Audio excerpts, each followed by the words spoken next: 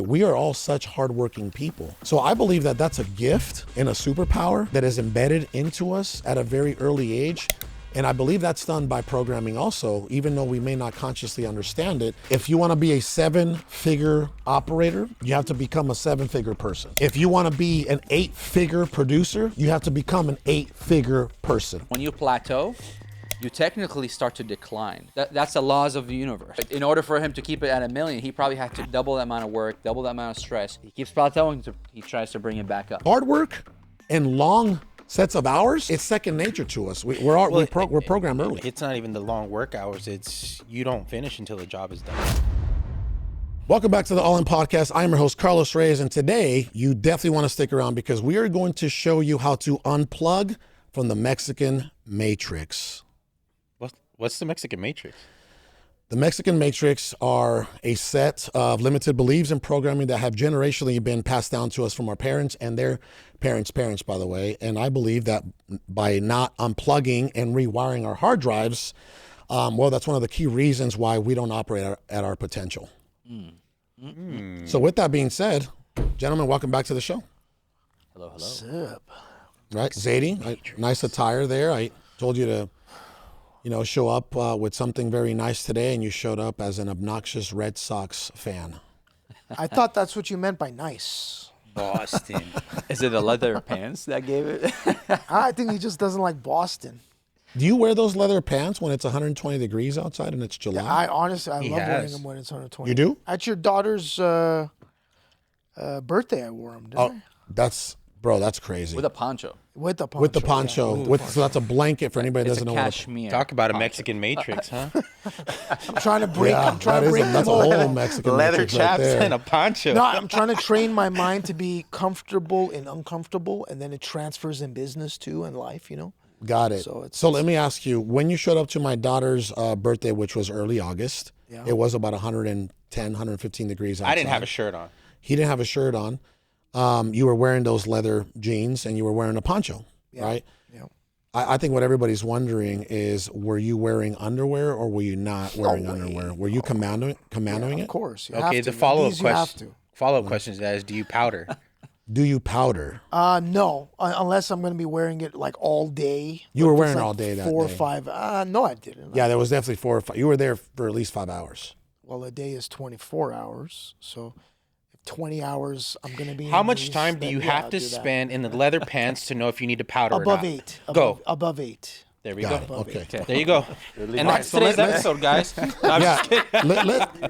Let's get Do you have powder today or not? let's get to The Mexican Matrix. how to unplug from the Mexican Yeah, I'm Matrix. excited about this one, man. It's good. I'm excited to know if I was plugged in. Of course you were plugged in. Okay. Weren't we all? I mean, it depends when you take the pill. Weren't we all? I mean, think about your dad's set of, belief system. And there's a lot of good belief system that are generationally passed down onto us, right? I would say, culturally, working hard is a good belief system that's passed down to us. Right. Like family, being family oriented, I believe that's a great belief system that's passed down to us, right? So there's plenty of good things, right, that are passed down to us. But what about all the limited beliefs, right? All the limited beliefs that are passed down to us, like work harder, not smarter, right? I believe that's a limited belief that takes many of us decades to break, right? Why don't we start there, Oof, that's great. right? Start. I believe, every time that I talk to someone, no matter where they are in the country, right? We spoke to a gentleman today in Chicago this morning, right? Anytime that I talk to someone that is either in Chicago, California, or Arizona, right, and they're doing some form of, business that involves being in the home, whether it's HVAC, plumbing, roofing, landscaping, right, something, tile or flooring, it's dominated by Mexican Americans. It's dominated by Mexican Americans, at least on the labor side. Right, look at our crews. Yeah. They're all Hispanic. All our crews now are, they're Mexican Americans, and they're all such. We are all such hardworking people. So I believe that that's a gift and a superpower, right? That is embedded into us at a very early age. And I believe that's done by programming also, even though we may not consciously understand it. We are seeing our dads or moms, just get up early, 4 or 5 in the morning and not come back home till, 5, 6 in the evening. Hey, I'll get you back to the show in just a second. I just wanted to come on here real quick and encourage you that if you are a business owner that's looking for top level coaching and a great community because you're experiencing challenges in your business, all you got to do is click the link right in the description and we'll reach out with more information. Now back to the show. Not for the second job. I have personally witnessed my own mother work 2, sometimes 3 jobs at the same time in a season, right? So when you're seeing this as a little kid, as a little boy, hard work and long work, right? Hard work and long sets of hours. Yeah. It's second nature to us. We're programmed early. It's not even the long work hours. It's you don't finish until the job is done. Wow. Yeah. You don't quit until the job is done. Yeah. Right? Yeah. Or until you can't see anymore. One of the things my dad used to do to me, right, on weekends specifically, I still remember this, and he would never come into my room, knock on the door, tell me to wake up and let's go outside and let's do some yard work or anything like that. He would purposely take the lawnmower around to the side of the house, right next to my window of my bedroom, and then crank that bad boy up. As soon as I hear it cranked up, I gotta throw my shoes on and I gotta go outside. Wow. Not a single word. Mm. I would have to go outside. That was my cue. Like if I don't get up, right, and even into my greater days, I was still living with my parents, and I would come home hungover, and I would wake up hungover, and I would be digging trenches with my dad for some odd reason, throwing up in the trenches. And he would look back at me as I'm shoveling dirt, and then he would just keep shoveling. I'm like, and throw up out of the trench, just throw it up. Would you throw up in the trench? Yeah, and then I would scoop it out. Is this something crazy. naturally you just did because you saw him doing it, or did he at the beginning tell you and involve you?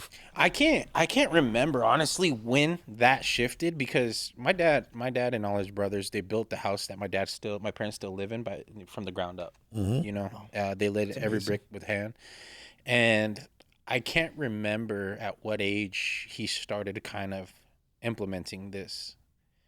And I think it was almost a sense of, and I actually just started doing this with my son. At first, it became like a punishment. It was a punishment. If you do something wrong, we're going to go and work. Right? Mm-hmm. You did something wrong. You got in trouble at school. We're going to go outside and we're going to cut the grass, or, we're going to move this pile of bricks over to that side of the yard. Right? Which didn't make any difference what side of the bricks we're on, but that's what we would do. And I just did this with my son the other day because, there's challenges that we face as parents, right? He's a straight A student, right? And he wears his Apple Watch to school for emergency purposes, right? And the other day, he decided that he wanted to use his Apple Watch for a math problem, and he got caught. He's a straight A student. Math is his favorite subject. There was no need for him to do it, right? And so he used it, and we talked to him about it. The teacher was like, he can bring it back. So he brought it back to school. And then literally the next day, you're like, emergencies only. Well, he had a buddy that's in his class, and his dad showed up. He had been deployed for a year in Africa, and he showed up at the school without him knowing. And my son was just so filled with joy that he texted his mom, was like, so-and-so's dad is here. Nate's dad. Yeah, you Nate's say his name. Yeah, Nate's dad's here. Like he texted on the watch. And my wife was upset. She was like, you need to ground him. We told him this and that. And I came home that day, and I had a talk with him outside. And I started talking with him, and the tears started welling up in his eyes. And I'm like, look, I'm done grounding you. I said, it doesn't work. It doesn't work. You still make the same mistakes. I said, so this is what we're going to do. Every time you make a mistake, we're going to come outside. We're going to do some chores. And you're going to have to, learn that way. And sure enough, we went outside. I made him cut the grass. He learned how to cut the grass. He learned how to use the weed eater. He blew out the yard. And then his mom came and was like, hey, you got to go blow the neighbor's yard as well, too. Now, so, eventually he's going to start to see these things, and he's just going to start to know, like, these are things that have to be done.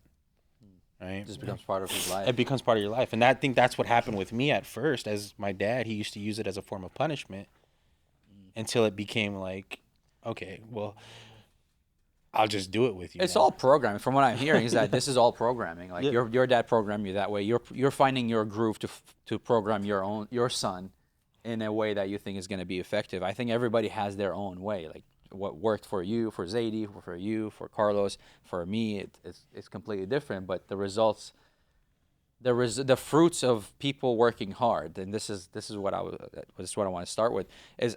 When I was a kid, I remember even homework. I didn't even want to go to my bedroom to do my homework. I would stop at the stairs to do it. If there was something to be done, I always wanted to do it so I can rest later.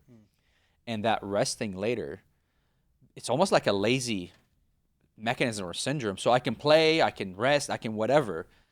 So I would work all the time, and by the time I'm finished with something, there's always something else. And it forced me into not working only hard. If it developed a new habit of me. Well, what if there's an easier way to work smart while working hard so I can play later even more? And with that, my mechanism of having both was established. So when you were a young child, you were already thinking, can this be systemized? Well, I guess can be this systemized, or can I have more time so I can play, or so I can rest, or I can watch cartoons or whatever that, or go play marbles. I used to be a killer at marbles. Go like that and...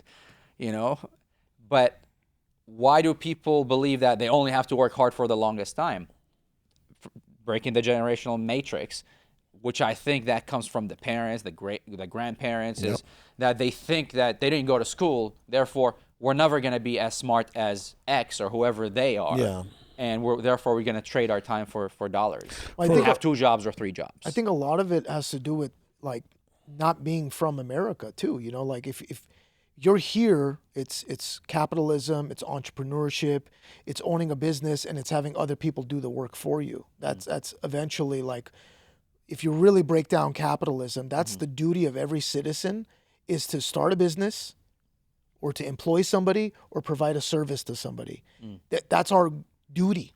If we're not doing those things, we're failing as citizens.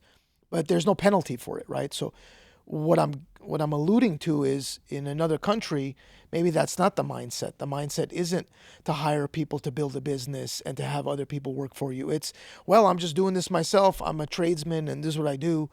And they come over here and they do the same thing, and they don't really incorporate that ideology of, hey, let me build a business. Let me replace myself so when I'm 80 years old, I'm not doing lawn work, or I'm not on a roof at 80 years old. But why do they not think Because of the limited belief system. Yeah, that's because of the limited belief system, right? They don't. First of all, number one, we're always trying to figure out the what and the how, right? Instead of the who.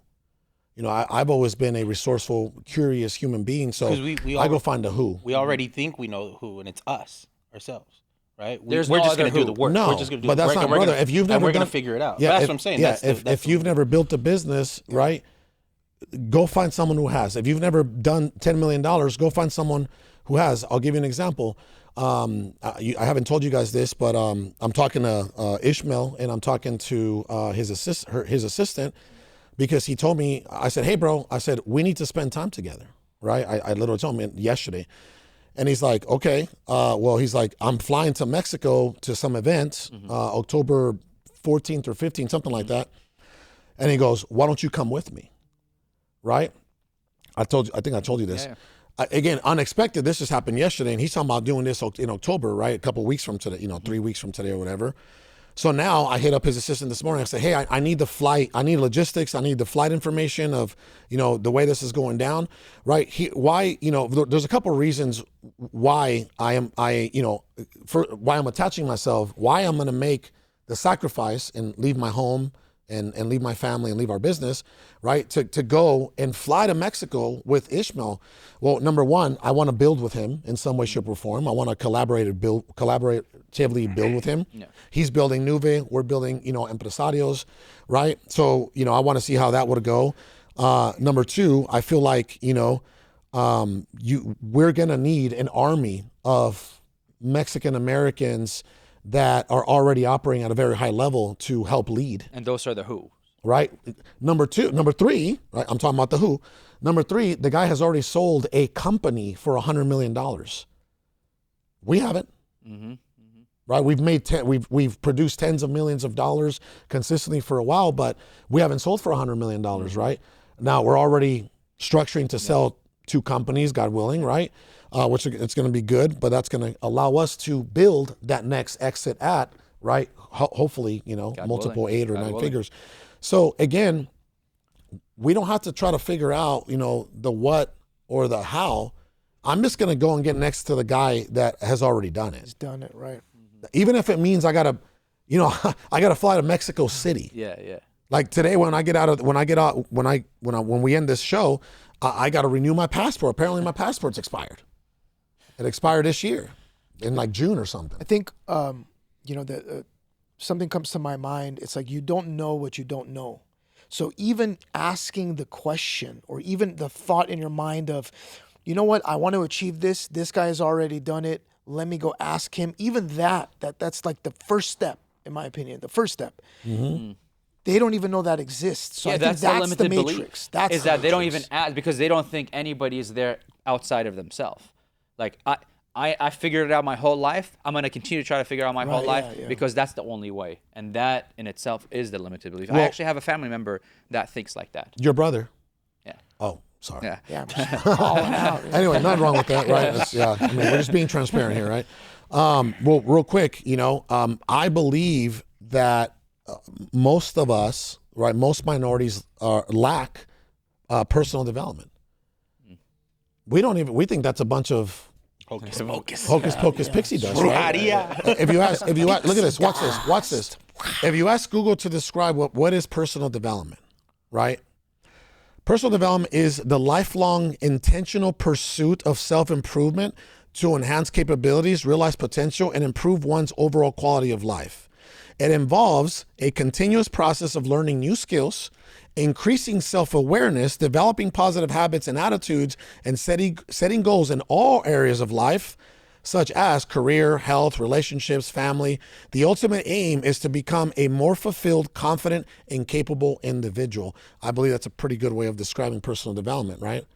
Now, by default, if we Mexican Americans learn how to develop ourselves, mind, body, spirit, right?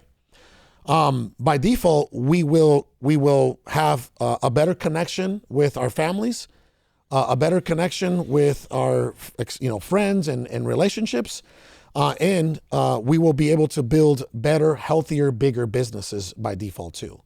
Does that make sense? Yeah. You used to say, I don't know why you don't say it anymore, but like money never exceeds the person you are. I think that's the best way to explain this.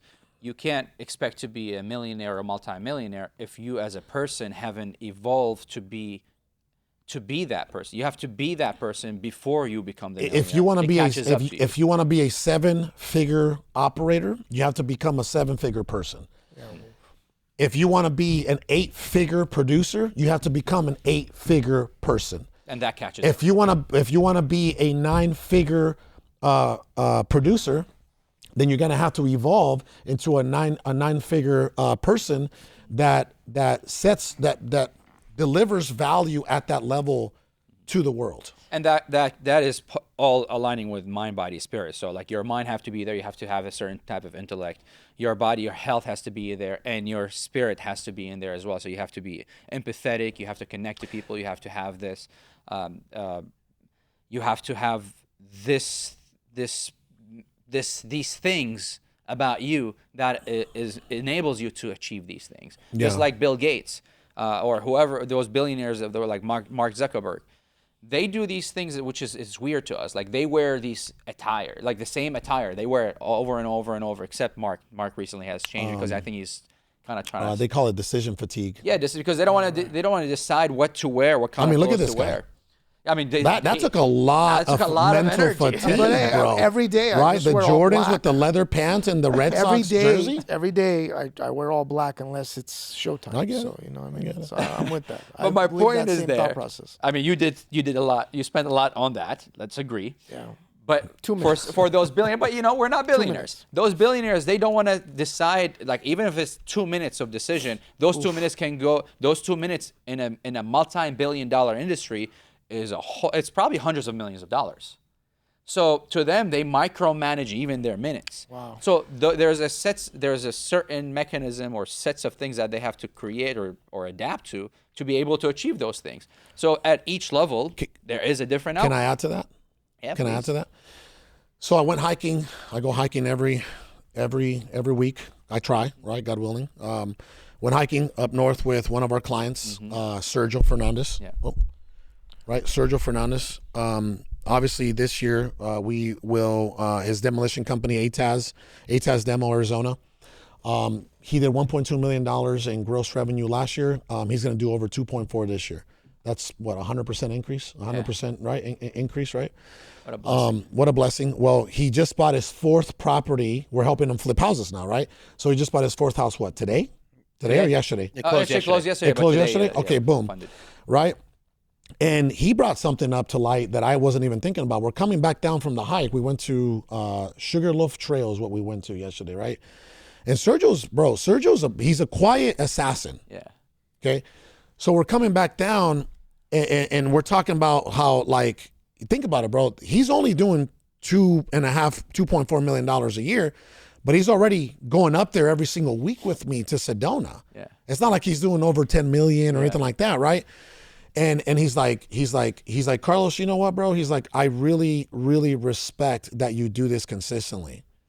He goes, I can't even imagine how much money it costs your company for you to come up here one day. Yeah. And then I go, what do you mean by that, Serge? He goes, well, what would you determine, just hypothetically, a minimum hourly charge that you would charge, right?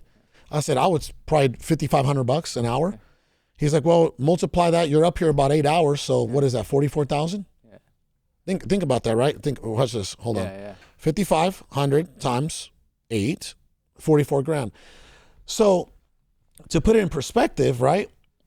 He goes, every time you come up here to Sedona, it's a $44,000 day. Wow. Right? Yeah. Because when I am here, what am I trying to do? Make money, yeah. Produce, Right? yeah. So, but I go, and you know what, Serge? I said, I've been doing this since 2019. And I said, and I wouldn't trade it for the world. Because, I said, that's a tough way to look at it. And it could be real. I mean, you're an X's and O guy. Yeah, but then what if that gives you the room to... That's the way I look at it. I look at the upside, right? I look at the margin that it creates for me from a capacity aspect of it. Does that make sense? Because burnout is a real thing. How many times have we burned out? Yeah. There's physical burnout and there's mental burnout. What were we and talking there's about? both at the same time. Here's one of the biggest mistakes that people make when they're building their companies. And we were just talking about that this morning, right? Bro, I remember there's been years, 2018, 19, 20, 21, where, we've just one of our companies did over $10 million, right? And I said, how the hell did we do north of 8 figures when we were just ruthless? What were we saying this morning? We had no strategy. We had the wrong people.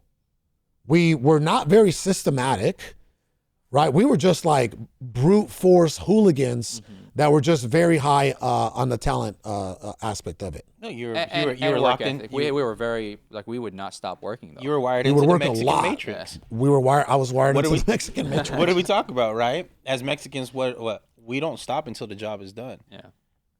Well, So some jobs It doesn't matter take 10 who's years, around us. though. It doesn't matter who's that's what around you're us. saying, It doesn't yeah. matter how we feel. Yeah. We strap up our boots, right? Yeah. And sometimes we don't even put boots on. We go in straight in chanclas, right? And we Yeah. get the job done. Yeah. And we're out there, doing it brick by Well, brick. remember- my dad never built a house. He's not in construction, and he Yeah. built the house that they live in. Well, remember in 2017 when we upgraded into what was it called, that office, Copper Point building, right? 7th floor, beautiful place, right? Cafeteria, all kinds of goodies, right? I remember we would literally show up at 8 or 9 in the morning and not leave till 8 or 9 at night. Sometimes we would leave over past midnight. We would just. I remember I have a video from us being there. Me and Andy there were times where me and Andy stayed in there till about 1 o'clock doing some closers only stuff. See, that's brute force, right? And by the way, again, that's a superpower to be able to go that hard and that long, right? That's a superpower. But I believe now we're very strategic. You throw some strategic dust to that. Yeah. Some wisdom dust to that, and some who's to that. Yeah. Magic happens. Well, what did you say this morning? Right. Another thing you just told me not too long ago. Go, hey, he's like, hey, let's get with Christian, the guy that runs nine blue collar schools in California. We need to collaborate with him in some way, right? Yeah. Because it's about the who, right? Yeah. It's about the who. Absolutely. So, okay, limited belief system, right? We work hard. We don't work smart. Okay. What other things would you throw in there? What are some other Mexican American financial matrix? Limitations. Financial literacy. Yeah. Boom. Financial literacy. You hear that? Explain that. What do you mean by that? Financial literacy. What does that mean? 2 things. We don't know how to spend the money wisely. We don't know how to leverage money either. Right? Mm-hmm. We're talking to Hispanic business owners. I'm probably talking to over 20 people a day at this point. Hispanic business owners that are making millions of dollars. But if you tell them to swipe a credit card for $1,500, they lose it. They're like, no. That's tough. Like, that's tough. Why not? Oh, because I can. If I'm gonna swipe my credit card, it's to buy material, or it's to buy another, another piece of equipment or a tool or something like that. So you wanna repeat this year and the last 10 years over and over and over and over and over again, right? Yeah. Because if you always do what you've always done, you'll always be where you've always been, yes? Mm-hmm. And what's the definition of insanity? Doing the same thing over and over, expecting a different result. How me? Well, that's part of our biggest, I would say, limitations. I remember when I started spending hundreds of thousands of dollars into my just personal development, right? I called Sal yesterday from on top of the mountain. I go, Sal, let's just say the last 10 years.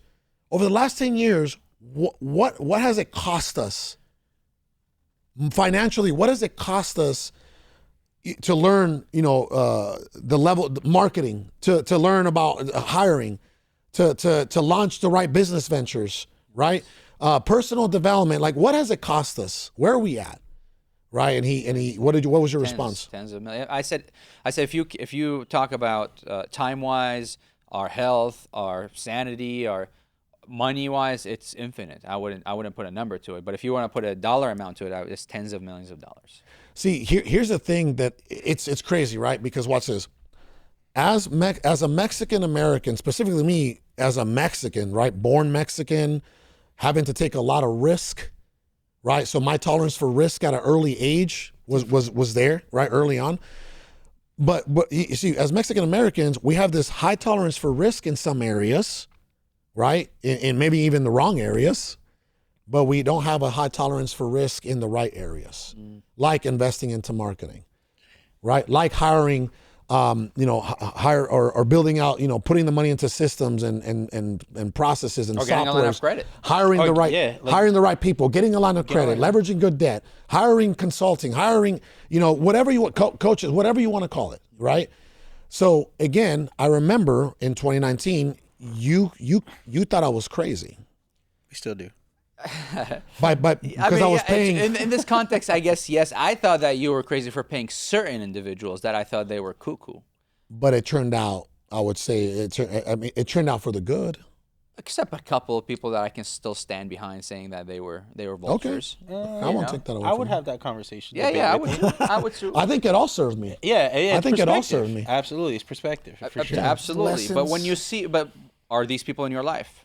Did they leave on But not good terms? everybody's in your Did life. they leave on Some good people are terms? hold on. Some people are in your life for a reason, a season or a lifetime. Absolutely. And some seasons when they leave on good terms. But when they leave on bad terms, those are the ones you should watch out for. I you know what? Praise God, I was able to identify at least two of those individuals very quickly. Thank you. I cut it, and some of those people have even attempted to reach back out, and it is what it is. We have and grown apart. that was Sal, the Jiminy Cricket, telling you that. For sure. And now you're saying, I agree. I think that those are the people, and I used to try to protect you from those individuals. That's all. That was where the Yeah, you thought one of my personal development coaches was a stripper. Yes, and she was. She is not a stripper. Jeremy is not a strip. Oh, No, not Jeremy. Is and was so are two different here's things. another thing, right? We're talking about leveraging, business capital, right? The missed opportunities, the missed life-changing opportunities you have by not doing that. I talked to another guy. He does commercial development. He was offered a $1.2 million job and he couldn't take it because he didn't have the funds in his bank account to be able to fund the project up front. Wow. Right? I was like, how much was it going to cost you? And he was like, oh, it was probably going to cost me like $700,000 or something like that. For like a $1.2 million swing, I was like, and he didn't have to put it all at once. What I if he wasn't ready for the moment? What if he wasn't equipped? What if he wasn't mentally equipped? What if he wasn't operationally equipped? Oh, he wasn't. That's See why what I'm he's come saying? to. That's why. So it cost him money to not be ready for the moment, because if you think about it, this is something I developed in high school. I don't even know how. Preparation plus opportunity equals success. That's right. Preparation plus opportunity equals success. That individual definitely wasn't prepared because the opportunity was there. Mm-hmm. See, so the preparation was missing with that formula. Had he decided to do self-development or business development, maybe attend a class a year prior, his bank account would have looked much, much, much different. Or even Well, if he after had he his, said no, after he said no to that, he suffered a significant downswing in his business because of just the economy in general. Yeah, right? yeah. And it was a tough lesson to learn from him. Now he's having conversations about, hey, I don't want to go through that again. Yeah. Prepare me. Yeah. Right? Yeah. Prepare me for if this storm, which is inevitable in business, right? Mm-hmm. The storms are always going to come. and if that individual, I was going to say, if that individual like had the mindset of putting himself in rooms with people that are in the same business but ahead of him, it probably would have been easy to pick up the phone and say, hey, do you want to fund this? I'll give you 50%. Now you're looking at, a 250, 300 grand payday for him. Well, most people don't have a money problem. They have a creativity problem. You're right. He could have went and found the partner. He could have went and found the money, especially when it's secured by a reputable company that was going to hire him. There was going to be contracts involved, et cetera. Right. Here, let me just throw out some of the biggest Mexican American limited beliefs. We're not meant to be wealthy. Ready? Work hard, keep your head down, don't take risks. Education isn't for us. Stay loyal to the job even if it's killing you. How many people have we seen work until they're 70, 80 years old, right? I haven't heard anyone say it, but I've seen that. Ready? Don't outgrow the family. Don't forget where you came from. Money is the root of all. That I went through some of these, by the way. Men don't show weakness and women should stay quiet, right? Money is the root of all evil. So these are just some of the limited beliefs that I believe that are, we just grew up They're with. all like dragging you down without you knowing. Imagine, that's a lot of weight on our shoulders if you think about it. How do you overcome each one of those limited beliefs? Well, but survival has expansion, growth, development. But don't you think survival has something to do with this? Like being in survival all the time develops these limited beliefs. That's right. And if their parents were in survival, they're in survival. So it's hard to break these limited beliefs if you don't really treat like you may think this is the root, but the root is so much deeper than that. So how do you do it? Yeah. And that's the $1 million question. How do you break through with having so many different dynamics or so many different, individuals? Every individual has their own limited beliefs because of their own upbringing. Here's another thing. I know for a fact that, we don't think big enough. We don't think big enough. Well, you can't think big enough if you think money's the root of all evil. And No, don't no, forget but I'm who just you saying, are, like, right? like even just building, right? Think about how many. You said you talk to 20, 30 business owners every week, Yeah. and most of them might be doing 1 to 5, 1 to 10 million a year. Yeah. Excuse me. Okay. Give me the last guy. That guy you spoke to. Well, how much was he doing a year? Yeah, he's doing about 1.5. 1.5. Yeah, he was doing 2 million and he's down to like 1.5. Okay. What does he want to be doing? 5. 5? Oh, that's good. That's not bad. Yeah. That's not bad. Because he's hit it before at his peak. What is it? Construction? Yeah. See, why not do 10? If he's already hit 5 by himself with nothing, right? Just brute force, right? And the will of the will of God, right? Why can't he say, you know what? I'm going to build a $10 million construction Because company. he's on his knees now doing 1.5. He's been beat down because he didn't evolve. I would guarantee you that he stopped evolving. He ran into we call them scaling points, but you Yeah. can call it a breaking point, right? He ran into that $3 to $8 million breaking point, right? And what did that do to him? Just took him He too back. regressed Yeah. all the way down to maybe a couple hundred high tier, multiple 6 figures or $1 million. It's harder to believe to make $10 million at that point because now there's fear installed. Now there is like doubt and fear. Oh my God, I could fail. I failed not too long ago. From 5 million went down to 1.5. Damn, this is real. Yeah. I can't shoot for the 10 million now. Yeah. That doubt is installed now. Well, there you have it. I've had that complex of not thinking big enough. We had this conversation, right? I had that complex of not thinking big enough. Even before I left my 9 to 5 after 10 years, I was thinking, I told myself, I remember specifically telling myself, I was like, you know what? I'm going to quit. I was like, but if I can make at least what I'm making now and then be able to have the freedom to like do what I want to do, I said, I'll be okay. I believe that when you left your job, you made at least you increased your income by 4x. Yeah. Right? Mhm. Which is good. Here's the other thing that I am going to say though, because I've been a delusional optimist, right? You should think big, but you also have to progressively or even incrementally start moving in that direction, right? Because again, the proof of concept. Yes? So the proof of concept, if all you've ever done is say, 5 mil, again, the proof of concept is there. So for him to say, I want to get to 5 mil is a no brainer. Yes. Yeah. See, so the next time that he has a financial target of $10 million, right? He's going to have to build himself back up to 5 and then eventually maybe get to 7.5, right? And eventually, it might take him, if we put together a $10 million financial target, it's not going to be the next year. It's going to be in the next 2 to 3 years. Yeah. Does that make sense? So you do have to start. You can't just be like, oh, I'm going to do $10 million. No, you have to start seeing the fruit, and progressively work toward in that direction. Yeah. Would you agree? Absolutely. And then the challenges that you see at 2 million, 3 million, 4 million is completely different than 5, 6, 7 million, and so on and so on. Before we're going to unwind the show here, right? But what would be, actually, I'll go around the room real quick so we can unwind the show. Zaidy, what would be your advice for anyone out there that is plugged into the Mexican matrix? By the way, I want to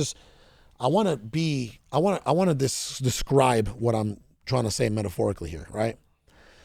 Do you guys remember the Matrix, the first Matrix? Yeah. Red pill, blue pill, Yeah. Morpheus, right? Morpheus. Remember when they come and get Neo from the pod he was in or whatever that was, right? And they unplug him. Yeah. And then he's like all disgusting. He's naked. He's bald, and he's like, oh, he's gasping for air, right? That's what it should feel like when you begin to unplug from the Mexican Matrix. Would you guys agree? Yeah. So with that being said, It's like suffocation. right? With that, if you think about it, you are going to suffocate because of those limited belief systems, aka the Mexican matrix, right? You stop growing at a certain age. Like it might be even 30. At 30 years old, you're like, dude, I'm 40 now and I haven't done anything different than when I was 30. Or I'm 50 years old and I'm repeating the same year over and over and over. You get what I'm saying? So Just you do repeating hit. it slower now. You, because you're it's getting way older slower, and right? And then you painful. become resentful, frustrated, right? And you become almost hopeless. I remember, Lou, remember that guy, Cristo? He has a hardscaping company, yes? 15 years. This guy, this guy comes in and we sit down and I reverse engineer it very quickly, right? I'm like, where are you at right now? He's like, oh, we're at $1 million a year with my hardscaping company. I said, okay, when did you get there? When did you get to $1 million? I think it was like year 7. I said, hold on. You are in year 15. You have been repeating the same year. How many years in a row now? 8 years now. Wow. 8 years in a row. Think about that. I bet you the first 5 years was like, this is amazing. Yeah. Right? I think year 5, he did over 750 or something. By year 7, he did 1. But imagine the trajectory on the way up, first 5 years, right? You're like, oh, we did a quarter. We did 300. We did 350. We did $500,000. Oh man, we just got to 750, year 5. Man, the sky is the limit at this point, right? We're gonna do 10 million at one point, the way we're headed. Then you get to year 7, you're like, yeah, we're at $1 million, we just surpassed $1 million. And then for one reason or another, you just keep repeating that same year. You keep hitting that ceiling with your head. Plateau. He plateaued, but with plateau, you know what happens? I don't know how he's keeping it. He's probably working harder than he worked in that year 7. Bro, he looked pretty beat when he came in. To keep the $1 million, because when you plateau, you technically start to decline. That's the laws of the universe. When you plateau, you start to decline. And you start the only to way to keep disintegrate it, physically. But in order for him to keep it at $1 million, he probably had to do double that amount of work, double that amount of stress to keep it at that $1 million. Because technically, he keeps plateauing. He tries to bring it back up, and that is the reality of this. So with that being said, what would be your advice for anybody watching or listening to unplug from the Mexican Matrix? I think first and foremost is to find somebody. I mean, if you're a father and you have a son and your son is going to eventually take over your business, then assign your son to find somebody that has built the same thing that the father built but bigger. Find that person, talk to them, see if they're open to mentorship, and just start to expand that way. If mentors aren't some sort of in the vicinity of possibility, I would say to turn to some books that will unlock certain things in your mind. Power versus Force, for instance, something like that, where traction, again, something like that, where new ideas could be implemented. Secrets of the Millionaire Mind by T. Harv Eker. That was one of my big, Think and Mexican Grow Rich, Matrix these unplugs. things, Rich Dad, Poor Dad, good, whatever. yeah. All of these books, I mean, they all teach different things. We're not going to say they're all the same, but they all highlight new ideas. And just like, I don't know, they're talking about the Matrix. This is very important. So you guys remember in the movie The Matrix, Trinity needs to fly a helicopter, and she goes, give me the instruction for downloading, so I can fly a helicopter. Yeah. Oh, yeah. And the guy just gets it and just downloads it. Yep. And then now she knows how to fly a Black Hawk or something? Yeah, exactly. So I don't know what kind of helicopter it was, but the idea, the premise is the same. You get a book, you read the book, you're downloading that idea into your mind now. What didn't exist before exists now. So that's what my recommendation would be. And by the way, we are seeing that a lot in our community. A lot of fathers and sons. Well, now we have women too. We just had a woman. Liz, days, yeah. Liz, yeah. It's been kind of my goal. What? Bring some women into the community? Yeah. It's needed. Well, Liz went from she's been doing framing with her husband to now. I took her to a couple of flips. I brought Jared Thompson down, contracting for 15 plus years. I took Josh with me, and we started breaking down the entire house, right? And I told her, I said, hey, Liz, you're not going to pursue framing. You're going to be a general contractor. You see what I'm saying? Think bigger. Get next to a person that's going to say, no, you're not doing that. We're doing this, right? What's your That's it right there. From personal experience too, right? Always think bigger, and don't forget to continue to set those bigger goals as well too. I ran into a personal issue where I would create a goal, and once I would achieve that goal, I would fail to set the next bar, right? So you do the same thing. And so then I would just get stuck in this little hamster wheel of just kind of doing the same thing over and over. And then all of a sudden I was like, oh, well, maybe I should set another bar, right? And then set another bar. So think bigger, continue to set the bar higher and higher. It's like pole vaulting, right? You start here and then you go and you go and you go. And then if you knock the bar off, then you know you got to bring it back down a little bit. Then you train to get over that bar again. Then you get to bump it back up. So my advice for you to escape the matrix is learn how to pole vault in business. And The Mexican matrix. This is the Mexican matrix. And to do that, I think you know the mindset has to be like failure isn't negative. It's just a reminder of, hey, that's not the way to do it. You need to figure out another way. Yeah. And then you fail again. It's like then you figure out that doesn't work. And if you do that enough, eventually you'll find what works. Mr. Sal, as we close down the show. 3 things for me. It's kind of similar, but it starts with number 1. Be curious, very curious, and well, if not curious. Know that you don't know it all, and think that there is always an answer that you don't know. Even if you work something and you achieved $1 million, what do I always tell you guys? I'm like, there's a way to do it better. Let's think of a way to do it. We achieved $1 million, great, let's celebrate it, but there's a way better to make $2 million. What about in 2023, June, where we did 2.2 million in 2 days? Oh, that was amazing. And we said, let's do it. That was a ceiling that was broken. Yeah, that was a ceiling that was broken, but what do we say? Let's find another way to make it better. So now that's number 1. Number 2 is dream bigger. When you allow yourself to learn, meaning that you don't know. You tell yourself, I don't know, so I'm okay to learn now. And you get to dream bigger so you can achieve that goal. That's much, much, much easier. And be curious. That's the third one, is just be curious. When you're curious, things that you learn help you in life, even information that you think it's irrelevant. Adrian has a lot of irrelevant information that he always says, like, oh, I don't know why I know this fact. Well, believe it or not, these little stuff that you know, that you think it's irrelevant, you learn like that kind of stuff in every aspect of life, even in business, and it does help you without you knowing it. Yeah, I was making fun of him yesterday. I called him from Sedona, and I was He making probably fun knew of some him. fact. What kind of fact? Raccoons, how many times they have sex per day? Oh, there you go. What is the number? What is Well, it was 2.5 supposedly. 2.5? What, does he stop in the middle? And I was like, how is that useful information? If you don't finish, it's not. Oh, okay, there you go. He just doesn't finish. That's the half. Okay. However, if somebody knows, Why would anybody need to know that? Because if you go after this kind of information, that means you ask this kind of questions about everything else too, like in He business. does. And when you do that, some things will just you may have a question about business that you may never thought to ask yourself, but somebody like Adrian asked himself that, and there's the answer right in front of him. Well, I think Being curious. to add to that, to be a good closer, you have to have a bunch of useless information because you utilize that in a conversation to build rapport and eventually close a deal. So eventually what's going to happen is he's going to meet somebody who loves raccoons, and they get into a conversation, and somehow the conversation comes up about And $1 million sex, deal comes out of it. No, here's the and example. then he chooses to go with him because he knew about raccoons instead of the other guy. who didn't. Exactly. It's raccoons, right? Because Not it's something that this is one of the reasons I decided I wanted to learn how to solve a Rubik's Cube.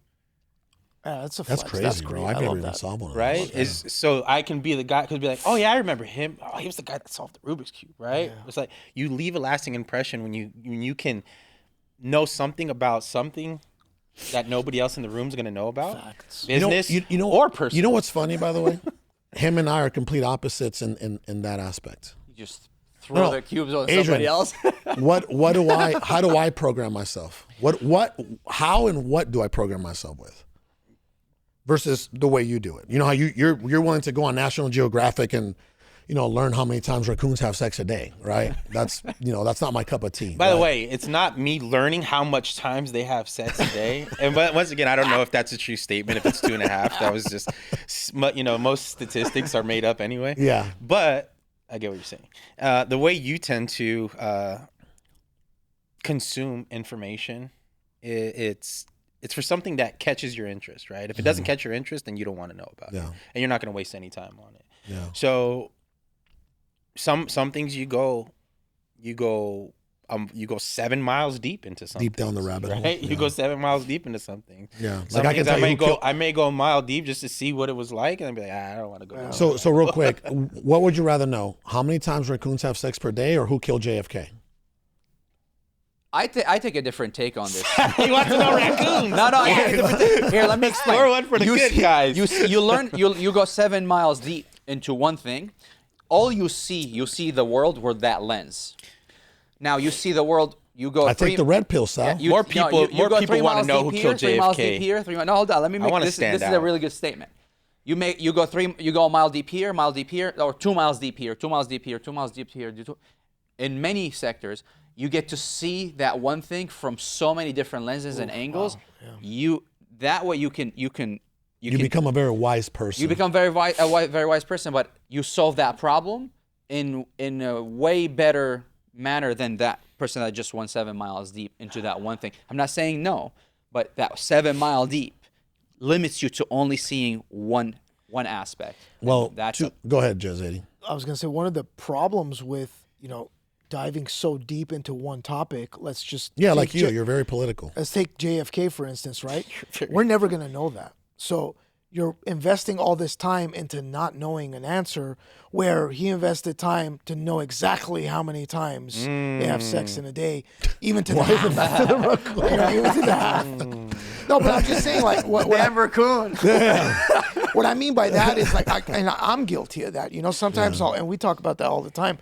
Like, I'll dive deep into learning some things. Fortnite. And then Fortnite or my car, something like that. I'll just dive so deep into it, and I'm like, I'm never going to utilize this information. Yeah. Like, it's just like burn time now, So here's how I'm going to close down the show.